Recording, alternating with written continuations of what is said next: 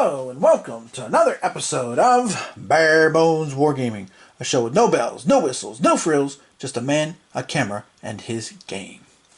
Alright, this episode. Now I know some of you are looking at this map going, wait a minute, this doesn't look like Europe in 1938. Yeah, well, that's true. It is not because it isn't. What this actually is a World War I game that just came out very recently, like last month recently. A game that I was kind of on the fence about. Wasn't sure if I wanted to pick up or not, but saw some early returns, so to speak, on it. Election jargon, look there. And decided to go ahead and pick it up, after all.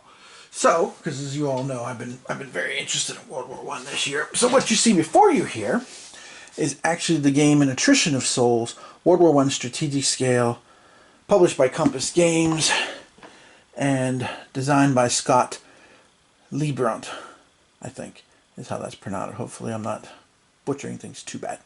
Okay. Alright. Now, as you can see, this is definitely on a grand scale. Okay.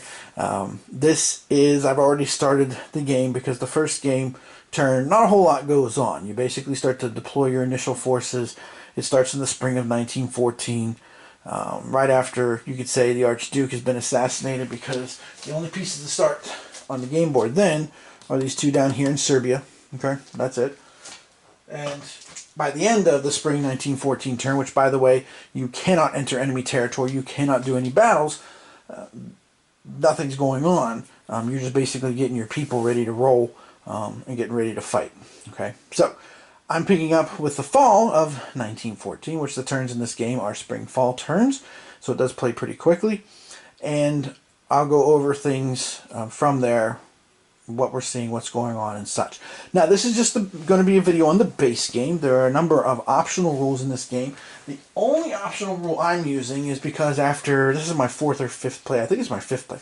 After all the plays I've done so far, the one thing I have noticed is that using the optional rule that makes the roar worth, instead of 1, 2 industrial points, actually makes a big difference in the game in terms of balance, in my opinion. So that is the only optional rule that you're going to see with this. There's lots of other optional rules in the game. There's optional rules for, you know, stormtrooper units and tanks and things like that. And then, of course, also event cards that you can use. So all of that I hope to do in a future video whenever I incorporate some of these optional rules into the game and see how that plays out. So far, all my stuff has been with the base game itself. Alright, so let's dive right in here. Let's get rolling and see who can win this contest. Alright, now first thing you do every single turn, in the turns the Central Powers goes first, then the Entente after that. First thing you do is you look over here at the Industrial Production track, which is over here on the edge of the board, and see if you have achieved a level 17. If you have, congratulations, you have won. Okay, nobody, of course, has it at this point, so that's that. Okay, then the next thing you need to do is take a look at the turn track. Okay, so I'm going to slide you over here a little bit. Now, the turn track has on it, let me slide a little bit more since I'm zooming in. The turn track on it has, you can see, quite a few flags there and some units. I have a tendency to put the units on there. If you're wondering about the dice, that's just a solo thing, and I'll have some solo tips from this just to make it easier, in my humble opinion, when you're playing by yourself. I'm two-handed here. But I use the blue for the Central Powers, the red for the Entente, just to show whose turn it is, so that way if I get called away or something happens, you know, like one of the kids suddenly wakes up or something, I'm prepared, so to speak, for that. And be able to come back and be like, oh, where did I leave off? Oh, okay, all right. So you can see up here, last turn, the flag for the Ottoman Empire was involved. Okay, if you see a flag on there that's related to your side, you're going to take the tiles, and as you can see here, this turn is going to be the Italians. Whenever it's the Entente's turn, you take them and put them into your pouch. Pouch is where you draw all your forces from. Yes, that's right, you heard me. I said you draw your forces for this game. Okay, so first thing you're going to do is check and see, is there a flag? Well, for the Central Powers, there's no flag, but there will be one for the Entente with Italy. All right, and hopefully I'm not doing too bad of a job with Entente. Alright, back to action. So, I've taken care of that. Now, on your player mats, okay, you have 2-player mats, one for each side. I'll show you the Entente because I got nothing on it yet here. Okay, you have areas here that tells you all the forces that start in your pouches, when reinforcements come in, what types they are. You have a place for your reserves. We'll talk about that here in a minute. And you have a place for destroyed units. So any units that were destroyed previously, okay, in the game, you may return them to your pouch if you want. All right. Now, if you decide to return them, you must do them in groups of nationalities. So, for example, with the Entente, if you had, say, 6 Russian units and, say, 3 British, if you wanted to return the Russians, you'd have to do all 6. Or if you wanted to do the British, you'd have to return all 3. You just can't return a few. Which, as you can see, since you're drawing from a pool, that can have an impact on play. If you choose not to do a nationality, like, say, the British, then you just leave the 3 British there, and you can put the 6 Russians in. Okay? It's on a nationality, case-by-case basis. All right? Once you've done that, once you've added any new countries, which basically are neutrals that might come into the game sometime in the near future, and added any destroyed units, then you're going to randomly draw from your pouch a number of units equal to your production points. Okay? Now, on the production track here, the Central Powers are at 8, but since Turkey did not come into the war, the Ottoman Empire did not come into the war on the first turn, which I know might seem a little strange with Spring 1914, but when I was reading Hastings' book and the July, what was that other book called? Hold on a second. It's right here on the shelf. The July 1914 book by McKeenan. Both of those talked about the Ottomans being interested in jumping into the war, and the Germans hoping that they were going to do it sooner rather than later, and the Kaiser not being too pleased when they didn't come in August. So that is why I think that's why that's in the game like that. I can't speak to that for sure. The designer can elaborate more on that, but that's my thought about it. Okay, so once you've done all that, then you're going to draw enough units out to equal your industrial production. Now, since the Ottomans did not come in, there's a special rule that industrial production for the Central Powers is increased by 3 if they did not come into the game on the first turn. And quite frankly, that will depend on how many units you draw. Okay, so I'm going to end up drawing 11 because 8 plus 3 is 11. So let's see what I get. And yeah, that doesn't sound like a pouch because it isn't. I don't do pouches much because pouches are usually too small for my gigantic hands. So I have a tendency to use my cups. So what can I tell you? All right, so I'm going to draw my 11. Let's see what we get. All right, 3, 6, 9, 10, 11. 2, 4, 6, 8, 10, 11. Okay, so I draw my 11 tiles. All right. So let's see what I got. Now, each of the tiles has a symbol on it and has a number, a die, and of course has a country. You can see here this is the Austro-Hungarians, this is airplane, and that is a 3. The number on the tile is used for combat. If you roll that number, you score a hit. Okay? So let me see what I managed to pull out here. So I got some Austro-Hungarians. I got some infantry. I got their lone aircraft. I don't think they have more than one plane. Let's see, what else? Okay, that's it for the Austro-Hungarians. For the Germans, I got some infantry, I got some artillery and some air units. Excellent. And for the Ottomans, sweet, I got both of their artillery and their infantry units. Let me zoom in there a little bit so you can see all the stuff I'm talking about. Okay. All right. Now, once you've drawn these guys out, you're going to put them on your mat into your reserve space. Okay. And then from there, you will mobilize them here a little bit later in the turn. Okay. So I'm going to go ahead and pick these guys up, and I will mobilize them into their space. Now, the Ottomans, of course, are still neutral. Countries that are neutral do not enter the war until the end of the given turn that we're on. Okay, so you won't see any Ottomans hitting the map this turn until the very, very end. AKA, they won't be able to get into the thick of things until later. Okay? Alright, so once we've done that, once we put them on our mat, mobilize them by stacks basically, then the next thing is, and this is for the Entente player only, is about Russian surrender. That usually comes later in the game, so I'm not going to talk much about that. That's something that you can check out for yourself if you want to take a look at the game or look at some session reports that have gone that far into the game. Okay. There's also basically what's strategic movement. It's called rail in the game. I'll talk about that when it's appropriate, because no sense in talking about something I can't do right now. Alright, now mobilize. So what you're going to do when you mobilize your units is you're going to take them from your mobilization box on your card to their entry points. Okay? Now most countries only have one entry point. Alright? You can see here in the Austro-Hungarian Empire, here it has AH entry region. Okay, but if you notice, it doesn't say that over here with the Kingdom of Hungary. There is nothing there. So Austro-Hungarian units will come in here. German units the same way. This is German entry, but notice over here the Rhineland does not say that. Okay, so you will always bring them in on the entry. Basically, it's the nation's capital, with the exception of the British. The British also have Alexandria as an entry point if they wish to use it. Okay. All right, so I'm going to go ahead and bring everybody in that can be brought in. Remember, I can't bring in the Ottomans yet, because they have not been mobilized. Alright, so the Austro-Hungarians, between their first draw and this draw, they are wound up and wired for sound, man. They are clearly better prepared than their historical counterparts in 1914.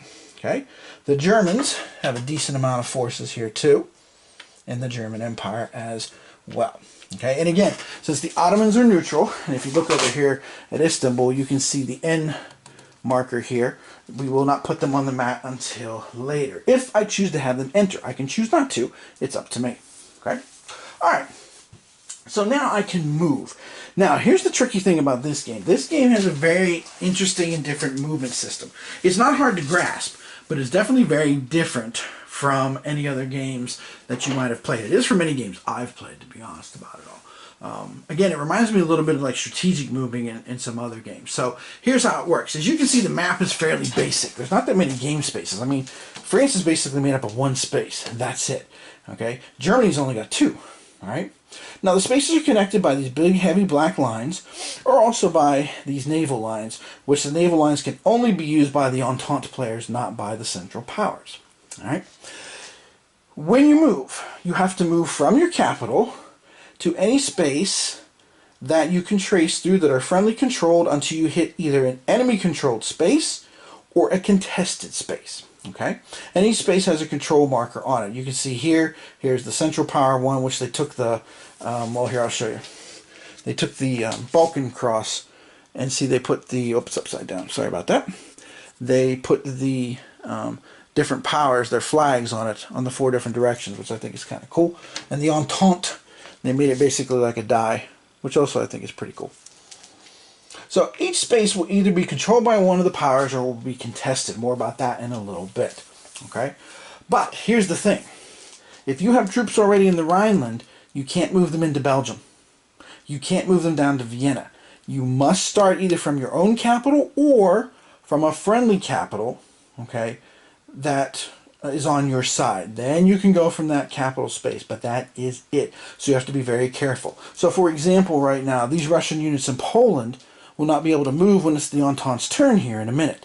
I put them there for defensive purposes at the end of the first turn. And again, the first turn, the spring, no movement into enemy territory, no battles. Okay? So I can move as far as I want along connections until I either reach enemy territory or reach territory that is contested. Alright? Alright, so here's what we're going to do here. Now, I've got a lot of Austro-Hungarian troops here. More than I have had, I think, in any single game before. So, you move each of the units one at a time, okay, to whatever destination you want. One thing I will recommend is never, ever, ever, ever, ever, did I mention ever, leave your capital undefended. Because if your capital gets captured, you cannot bring any more units into the game. Stick a fork in you, you are done. Okay? So you don't want to do that. That is a big no-no. Okay? Don't do it. Alright, so what I'm going to do here is I'm going to go ahead and I'm going to move these 3 Austro-Hungarian infantry up to here. Okay, through the Kingdom of Hungary. Oh, let me get my pointer. It's much better than my big old arm. Okay, through the Kingdom of Hungary into here. I have to stop. Okay, in that space. Then I'm also going to take them through the Kingdom of Hungary and try to crush Serbia, which Austria should have done to begin with. And I will take 2 infantry into there, and I will take my air unit and my artillery, because I am ready to kick butt and take names. Alright? And I'm going to leave this one guy behind just in case, as they say in that one episode of Underdog. Look it up if you need to. Now, the Germans, I obviously am going to have to try and make a decision here which way to go. Okay, most, of course, World War I games, you try to go west and knock out your opponents right away. I'll probably put more units here because the Austro-Hungarian presence is so big here on this front. Okay, now you might be asking yourself, well, wait a minute, hang on there, Tim. Once these guys get here and they conquer this place, how do they get back to the capital? We'll get to that. All right, so I'm going to go ahead and I'm going to move these two guys over here to Poland, and I'm going to move these three guys over here into Belgium. Okay? All right. And that's it. I've moved all my people from my capital. I left one unit behind for the Germans here too, just in case things go south. All right? Okay. Now, when you enter a new enemy region that's enemy controlled, you must fight a battle there. Once the regions are contested, you may choose to fight battles, but when they're brand new ones, you have to. Now, in the game, you get these markers that you can put down for battles. I prefer to use the dice because they stick out better for me. So I'm going to put a red die here, because these are mandatory battles. I have to do this turn. I have no choice. I moved into an enemy territory. One here and one here. Now again, I'm not pretending this is the best strategy in the world. I'm just trying to show you how the game works. Okay, so let's start on the Western Front so we can kind of crystallize that. Because once you've declared your battles, then you do your battles. Okay, each battle will basically last one round. That's it. Okay, now let's zoom in here on Belgium. Brave little Belgium. So you can get a good look at what we're going to do here with the combat. Alright, first thing you do with combat is, first of all, only the attacker rolls dice. And you roll a number of dice equal to the nationality you have here that has the most in it. Now here there's only Germans, and there's 3. Now if this had, let's say, 3 Germans and 2 Austrians, then I would roll 3 because the Germans have the most. Okay? If on the Entente's turn, you can see there's 2 British and 2 French, it doesn't matter. I could go either way, but I can only roll 2 maximum. So it's whatever nationality has the most units in the space, you roll dice. Okay? So I'm going to roll these 3 dice, and let me come back out just a tiny bit. And let's see what kind of battle we get here. Okay. So, I rolled 2 5s and a 2.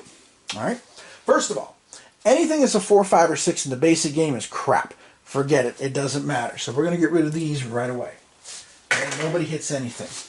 Now, if you roll a number that matches one of your tiles, you inflict a hit on the enemy, and that goes for both sides. So in this case, we rolled a 2. Well, I have an artillery piece, so that's going to score a hit. Okay. Now, the Entente also have an artillery piece. They will score a hit. Now notice there are 2 artillery pieces, but only 1 die. You must match up the die to each unit. So for example, in order for both of these artillery pieces to hit, I would have had to roll 2. Let's say I did roll 2 2s. Okay? Then the Germans would still only get 1 hit because they only have 1 unit there as artillery. But the Entente would get 2 hits because they have 2. But because there's only 1 die, you match it up. So say the French to that, the German to that, they both inflict 1 hit. Now once you inflict the hit, you can decide which unit you want to take and pull out. So I'll get rid of the British infantry and put it in its destroyed box. And I will take the German infantry and put it in its destroyed box. Okay? Now a little bit later in the turn, you're going to assess and update control markers if you need to. So what I do for solitaire purposes is, to make it easy on myself, I take spaces that need to be updated and I put a white die on it. Because now I know the battle's been fought and I know I need to update it. Okay? Alright, let me carry you over here across the way. Let's go down here to where the trouble all began. Down here, as Bismarck would say, some damn fool thing in the Balkans. Okay? Down here. Now again, in this case, the Austro-Hungarians have 4 units, 1, 2, 3, 4. So I will roll 4 dice because they're the only nationality there, and that's how many units are there. Alright, now again, I rolled a 6 and a 4, which is garbage. They're not worth anything. But I did roll a 3 and a 2. Okay? Now, the Austrians can match 1 air unit and 1 artillery. They'll score 2 hits. The Serbs can only match the artillery, so they will score 1 hit. Okay? So, Austria will lose their infantry for the 1 hit that the Serbs scored. Put that in the destroyed box. The Serbs will lose both of their units, and they will go in the destroyed box. Okay? And again, I'll put a white die in here to remind myself that, hey, I need to update the status of that space. Okay? Now, if I was doing contested battles, which I use a blue die for, then I wouldn't put a white one in unless, of course, one side was wiped out, because I wouldn't have to update anything. Okay? All right, let's head north, up here to Poland. All right, now the Germans only have 2 units there, so let's see what we can get going on there. Okay, I rolled a 1 and a 4. All right, so now the Germans do not have a 1. They only have a 2 and a 3. The Russians do, so the Russians score a hit. So the Germans will lose a unit. Ouch. That can't be good. But again, I will have to update the status of the space. So I will remove the red die and put a white one in its place. And last but not least, let's shuffle over here to the Kiev government space. And then there's 3 Austrian units there. So we'll roll 3 dice. Uno, dos, tres. No substitutions, exchanges, or refunds.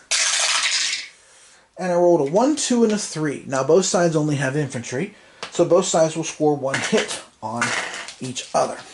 So I will remove the 1 Austrian, remove the 1 Russian, and that again is the end of the battle. You only roll once, and only attacker rolls. And again, I'm going to go ahead and replace it with a white die. Okay? Alright, so battles are over. Now I update the control markers in the regions. Okay, and update other information. So here we go. Now this region is now going to be contested. So I'm going to take and remove the Entente control marker from here, and I'm going to place a contested marker down. Now in some spaces that's the end of it, but this space is an industrial point space. If a space is contested, whoever the owner was, you do not get to use that industrial point. So basically the Entente dropped down 1 industrial point because now they don't have access to it. They cannot use it. You can't collect from there. Okay? So that is part of the reason why I went into there, quite frankly. Okay? Now Poland, right next door here. Poland, of course, does not have an industrial point, but it now will become contested.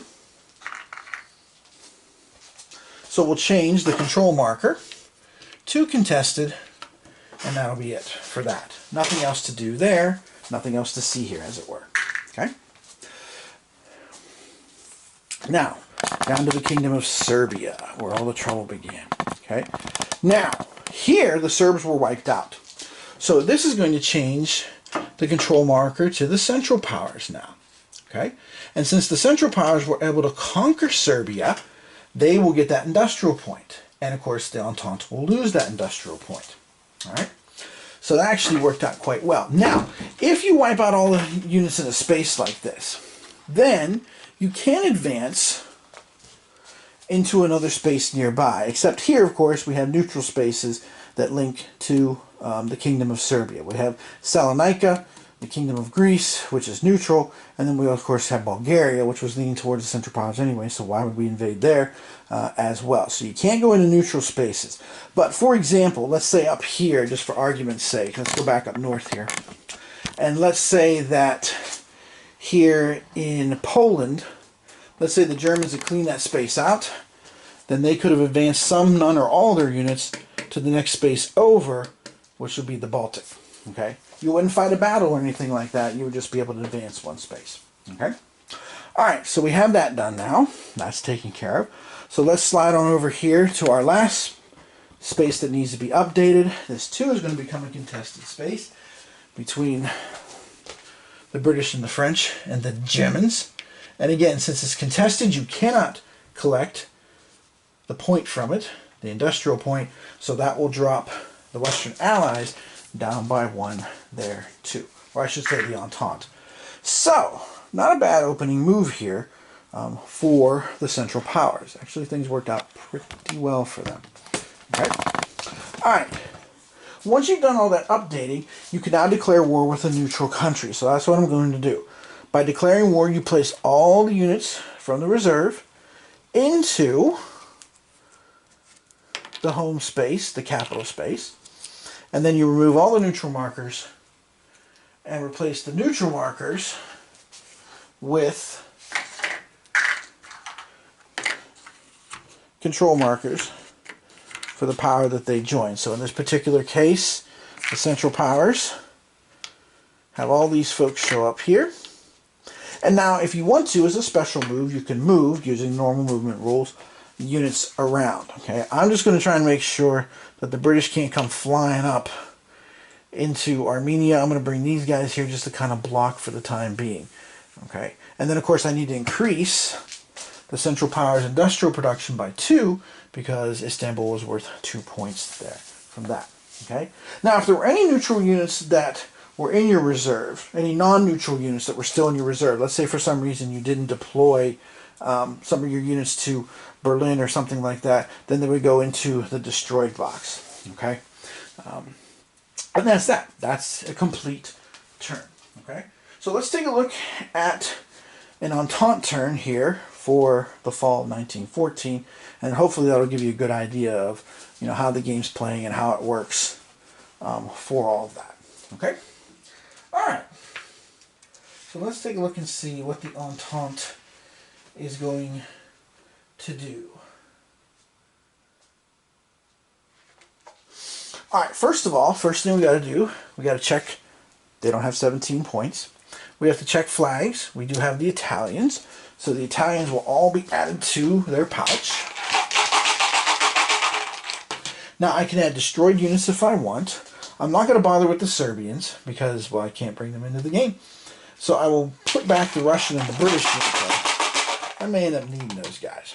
Okay, so I put the destroyed units back into the pouch, and now I'm going to draw out 9 of those.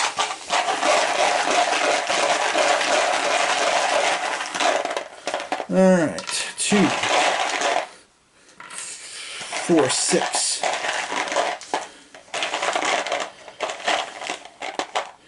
8,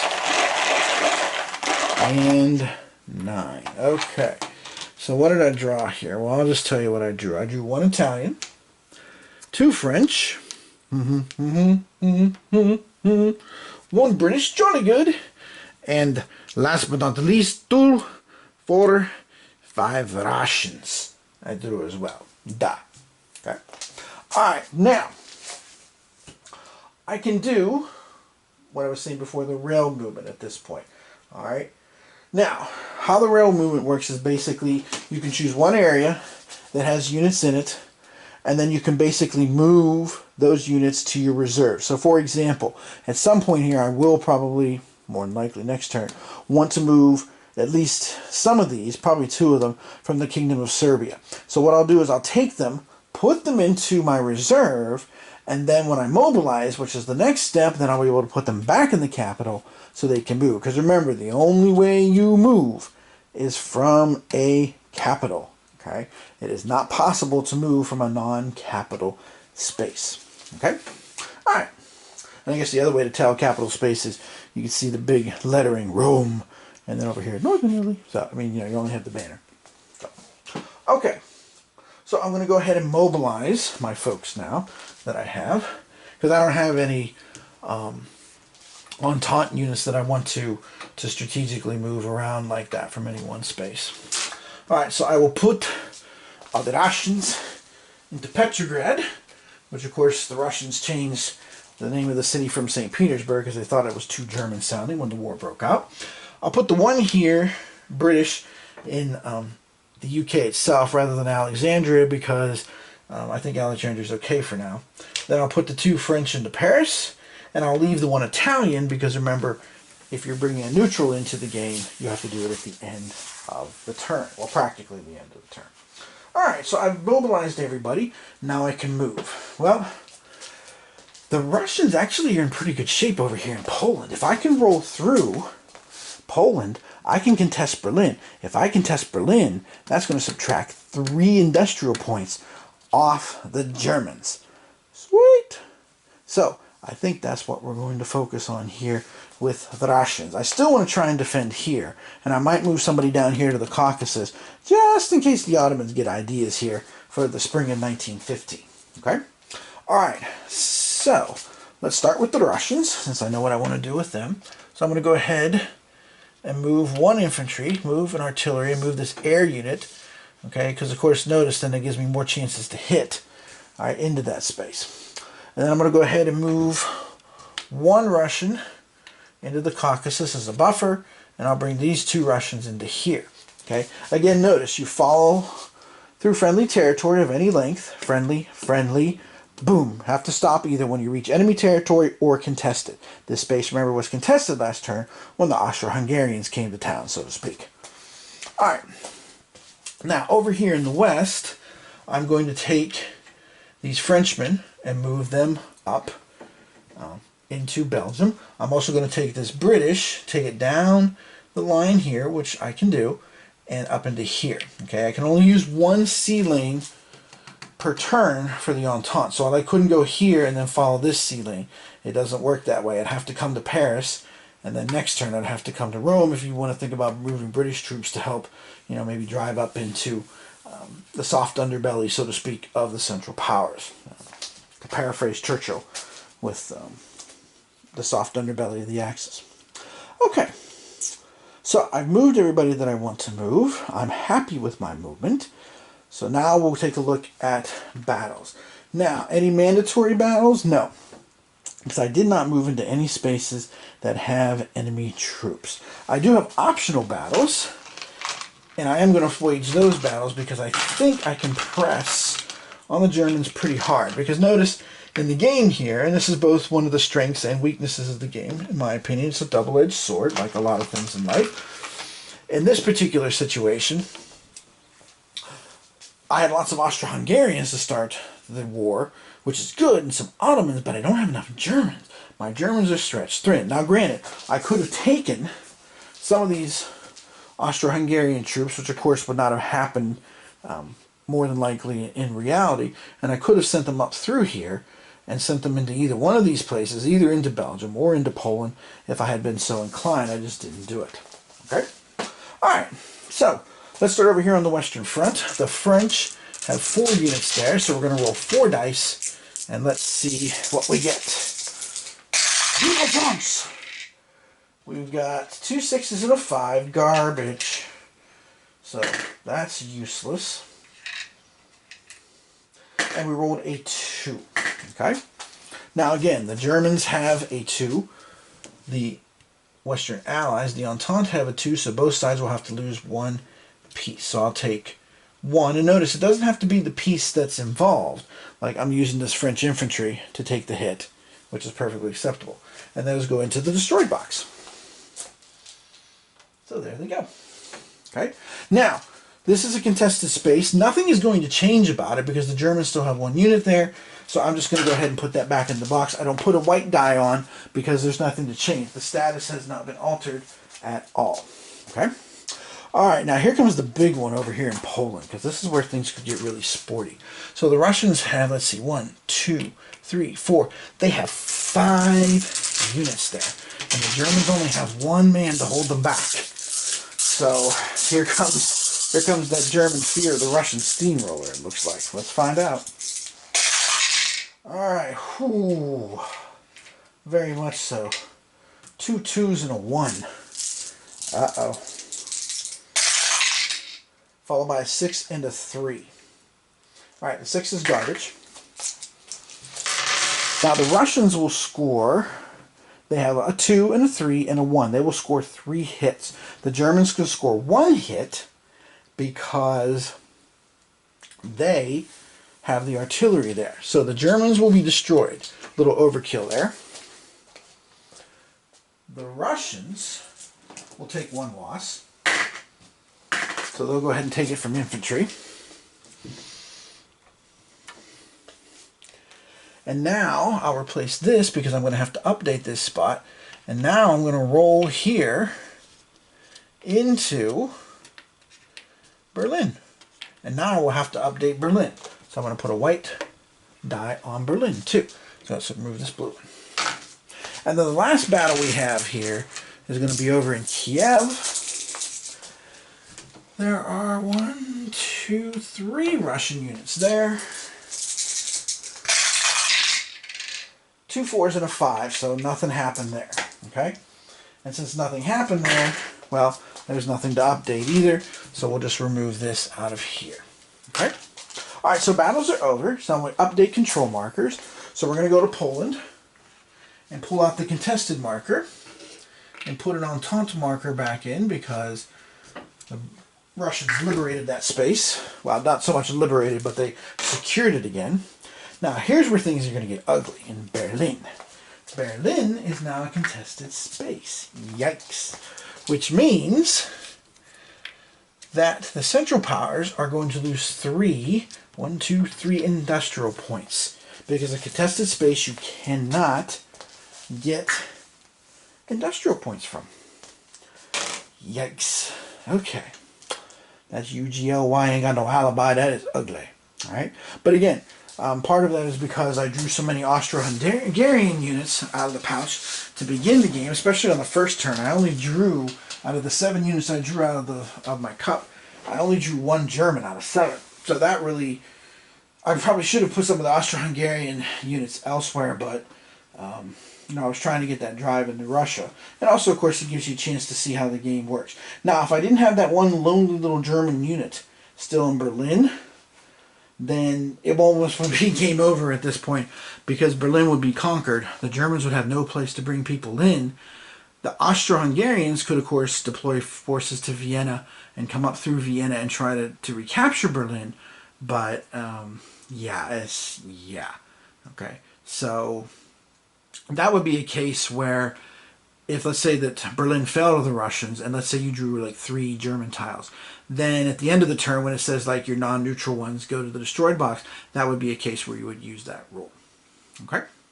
Alright, so definitely things have turned here. Okay, once we updated that. Okay, now neutral countries can declare war, but I only drew 1 Italian, so I'm not real anxious to open up that front yet because I only have 1 unit. Okay? And again, non-neutral tiles that are in your reserves go to the destroyed box. And now we're ready to move on to the spring of 1915, where the situation is already desperate for the Central Powers. Okay. Now the Germans will be able to deploy, or to mobilize units rather, to use the game terms, to mobilize units into Berlin. If that happens in that situation, you can mobilize the units, but you cannot move them. Okay, so for example, I wouldn't be able to take a German unit from Berlin that's contested by the Russians and move it into the Ruhr, which of course makes things very dicey in Belgium. The good news, of course, is that you don't have to do optional battles if you don't want to. Okay, you can just sit still, so to speak, dig in, and not do a fight, which obviously I would not do in Belgium because I only have 1 German unit. And I have a bunch of the British. And if I end up rolling the right number, which they have all the numbers, low numbers covered, right? They have a 1, 2, and a 3. Yeah, they have a 1, 2, and a 3. Then, yeah. Okay. So, battles that you first move into, either foreign territory or if you follow a naval line and land. So, like, for example, let's say Rome was occupied by the Central Powers and you brought a bunch of French troops over, say from Paris, to try and liberate it. That is another case where it would be a mandatory battle. Okay, if you're coming in through the coastal landing like that. So, okay, so there you go. I'm ready for the spring of 1915. Well, sort of. But if I don't draw enough Germans, I need a lot of Germans. Out of my, well, now I'm back down to 8 production points because Berlin is contested now. Yeah, things are looking dicey already. But one of the nice things about this game is it plays really quick, as you can see, okay? And it also resets really fast, too, okay? Because at the beginning of the game, the only combat units you have on the board are 2 out of 4 Serbian units that you would draw. You put them in the Allied pouch to begin with. and then you pull 2, and then you add in the Russians, the British, and the French. After that, for your first draw for the spring of 1914. So at the beginning of the game, excuse me, you don't have too many forces on the board. Basically, you have a bunch of control markers on the board is what you have. Okay? And again, I hope to come back again to visit this with some optional rules. I don't know if I will come straight into it. To be honest, I didn't do the Munich playthrough because after I played that game, the Munich War game 3 times, then I ended up playing Triumph and Tragedy because I love the diplomacy system. That I had a blast playing those games. And then finally, my Napoleon 1807 and 1806 games came. So I've been spending time with that prior to pulling this one out. So it'll be interesting to see, just as a final thought here on this video, my end of the year list, my 10 best and worst new to you games, because I've got this year, depending on what happens with Race to Moscow and Black Swan, I could end up with 40 new games this year, which is quite a bit. I don't think I've had that many new to me games in quite a while. So I don't know where I'm going to put this game just yet, to be honest. I'll have to play with a little bit more and also look over the whole list. However, some things I know for sure, like the Verdun 1916 Steel Inferno is still in the #1 slot. That is still the best game, new to me game of the year. I've had a blast with that. All right, so there you go. There's the the fall 1914 turn for an Attrition of Souls.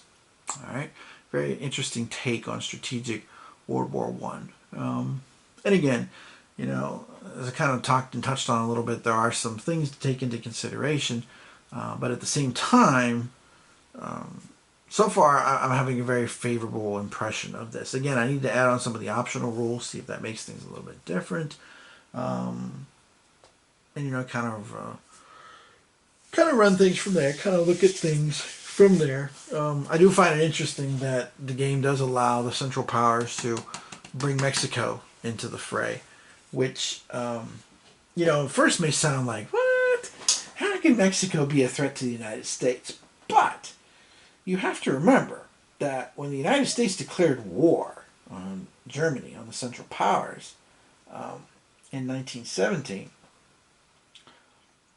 the United States Army, if you don't know this, you might want to sit down for this part. The United States Army was smaller than the Army of Portugal. I kid you not. So that's, as Johnny Carson would have said, that's wild, wild stuff. So yeah, that's something to really really kind of think about and take a look at. All right. So I hope you have enjoyed this playthrough here of an Attrition of Souls, which literally, like I said, just came out here in the last month. So far, favorable impression for me. So I will give it a thumb up for the time being. So like I said, hopefully next episode, and not in the too distant future, I'll come back with this game with maybe later in the game with some optional rules. There's optional rules for tanks, for stormtroops, even for generals. There's optional rules, and there's also optional rules with cards. You can have cards to play. You know, you get so many at the start of the game, and you can play them when appropriate or within, you know, certain parameters as the game unfolds. But even without that, the base game is pretty fun. It's pretty neat. Like I said, I've played a number of games so far. I actually had the Central Powers win in the fall of 1916 last time, but I also had them get crushed before I realized, dude, you gotta leave some people behind in your capital when you're moving people. I also had them blown out of the water by the spring of 1915, one game. So, yeah, okay. But so far, I'm just kind of spoiler alert. The way I'm looking at this game already, I'm thinking of this as being like a nice, easy filler kind of game. You know, when I'm kind of transitioning and trying to decide what to play next.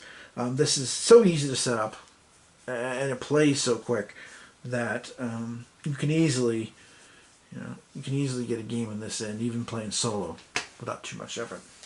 Okay, so this is Tim Korchley from Bare Bones Wargaming, saying thanks for watching, and next time I intend to come back to this, but if there is a little bit of a gap, then I might be highlighting Munich War or maybe Napoleon 1807 it's kind of like an in-between and then come back to this with the optional rules. I don't know. It really depends on how I feel once I've played a few more times and feel how much I've shot my bolt and how spent I feel if I want to switch to one of those two games to use for the next episode.